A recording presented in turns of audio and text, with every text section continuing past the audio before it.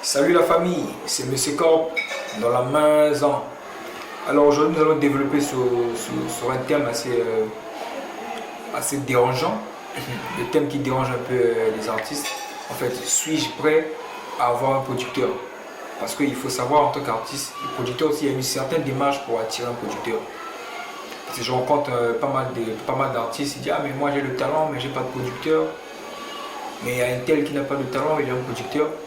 Bon, déjà, par définition, en quelques lignes, le producteur, c'est cette personne qui finance un single ou un album et se rémunère sur son exploitation. Ça veut simplement dire que le producteur, il met de l'argent sur toi pour sortir le produit, c'est-à-dire qu'il n'est autre que ton album ou ton single.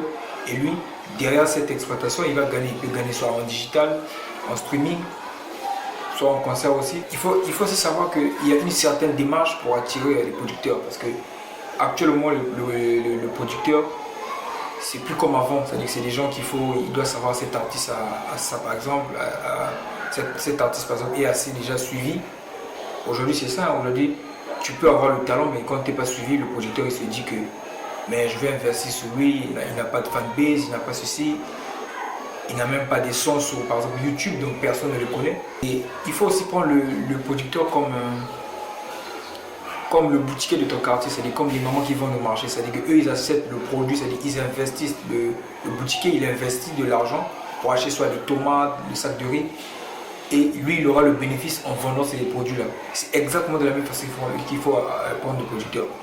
Le producteur c'est pas quelqu'un qui vient seulement parce que tu as le talent, c'est quelqu'un qui vient investir sur toi parce qu'il sait que tu es assez suivi, tu es assez professionnel dans ta démarche. Sans producteur, tu as eu déjà à réaliser telle chose et telle chose, et là à ce moment il se dit bon, moi avec cet artiste je viens juste pour le financement.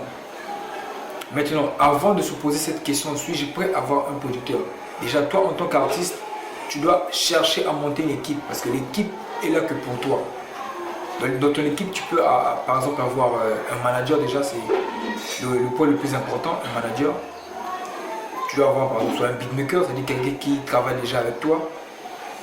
Et pourquoi pas un photographe, c'est-à-dire pour les shootings. Actuellement, la musique va avec Internet, c'est-à-dire que tu dois avoir un compte Facebook déjà qui est assez suivi.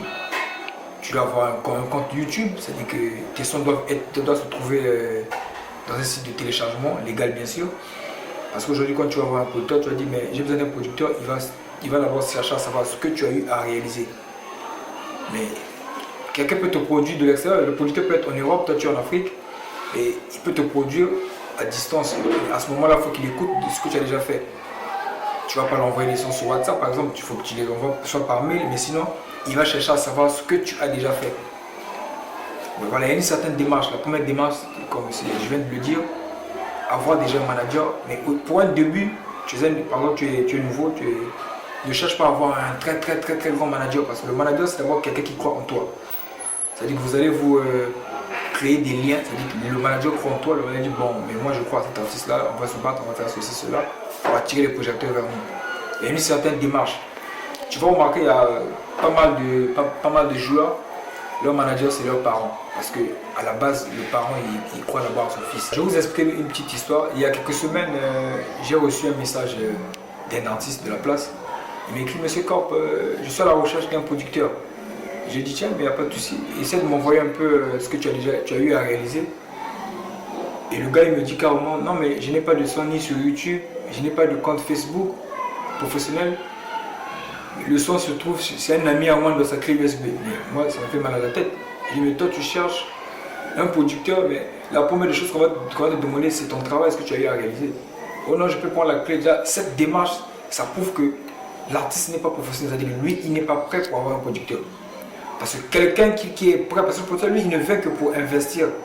C'est-à-dire que tu as déjà réalisé quelque chose. C'est-à-dire que tu n'attends pas le producteur pour réaliser quelque chose.